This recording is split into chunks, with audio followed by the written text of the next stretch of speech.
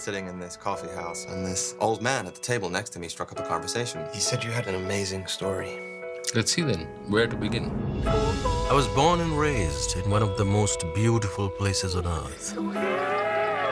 Hey guys, Lucas here again for another movie review. Today's review is for the highly anticipated adaptation Life of Pi, directed by Ang Lee, and what a fitting title for a movie right after Thanksgiving. Life of Pi is based on a novel of the same name, which I've never read, but I've heard a lot of great things from people that have read it.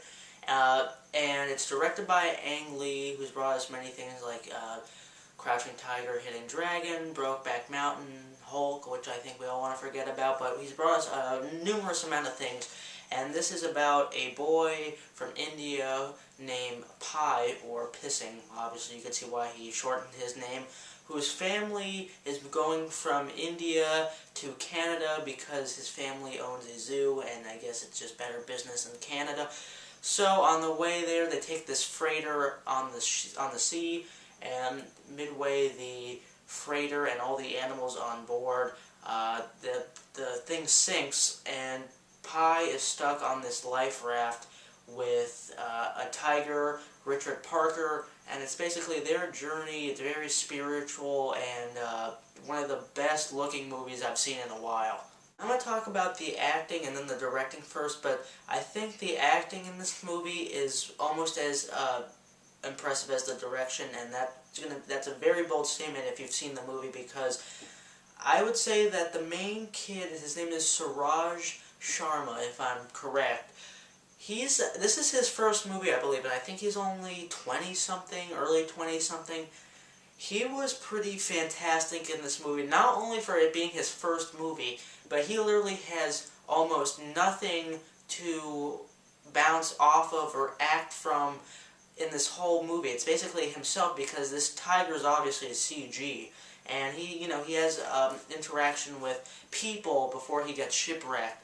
But besides that, I mean, it's just him on his own through this kind of whole spiritual and mental breakdown and questioning, and it's really impressive. And I don't think they'll give it to him because it's his first acting job, but if it were me, I would actually have him get a nomination. He's the main character, and there's a few other characters, like Irfan Khan plays the older Pi, and he's very good as well.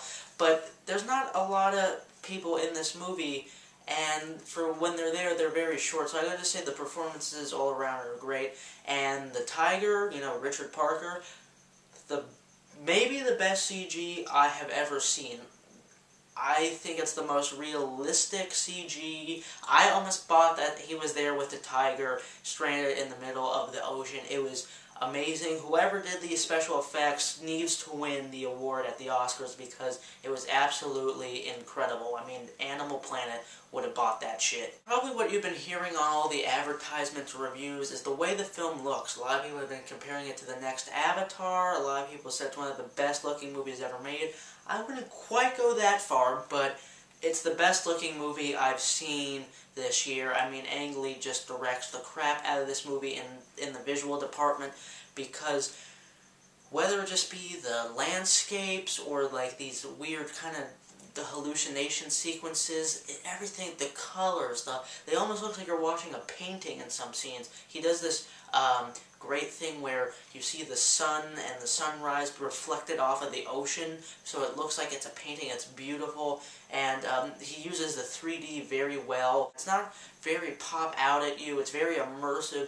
There are some, kind of pop out, I wouldn't say gimmicky, but more kind of goofy 3D scenes, but it doesn't take away from the movie. I mean, there's actually a scene where he goes from full screen to widescreen and changes the aspect ratio of the screen just so this 3D effect can happen. And I've never seen that in a film before, unless it was an IMAX movie.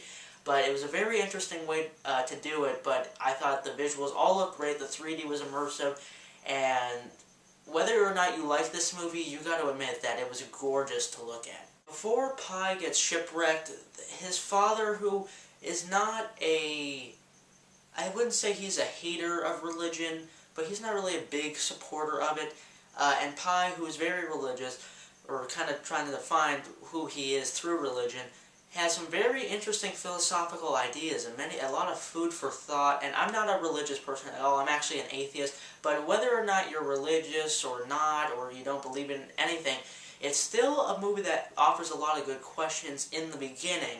And I'll get to that later, but some of the stuff in the first 30 minutes had me really thinking during the movie, and it was really, nice to have a movie that just wasn't mindless, dialogue or mindless action. It actually had some food for thought, and I was really appreciative of that. Two things, though, that really prevent this movie from being great. I mean, there was many points in this movie that I thought were just perfection or amazing filmmaking, and the one thing that really prevented this movie from being one of the greats of this year, I think, is that the pacing is off. The film is too long. It's a little over 2 hours, and even though a story like this deserves to be that length, I think they should have cut it down by like 15, 20 minutes. In the middle, there's some points that are a little slow, and there's points where it gets a little bit repetitive, especially with the transitions and stuff. But the film is too long, and near the end, the last 15 minutes, I was really waiting for it to wrap up.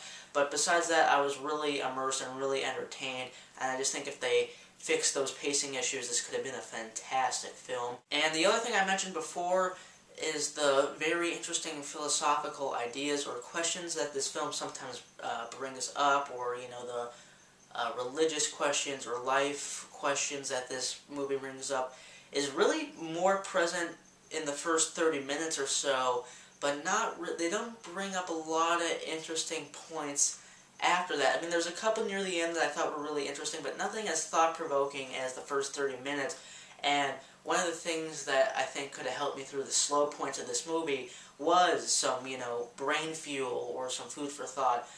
And the philosophical kind of intelligence, I think, kind of was gone for the most of the movie. And I know maybe it wasn't trying to shove that in the viewer's face, but I think it was doing it really well, and it was really interesting, and I think it got a little bit less interesting philosophically as the movie went on, but I could see why they didn't do it. Overall, Life of Pi is a gorgeous film. I think if you see the movie and you don't like it, I think it's still worth seeing in the theater than renting it just because the visuals are so amazing, and see it in 3D or in the best, theater that you can.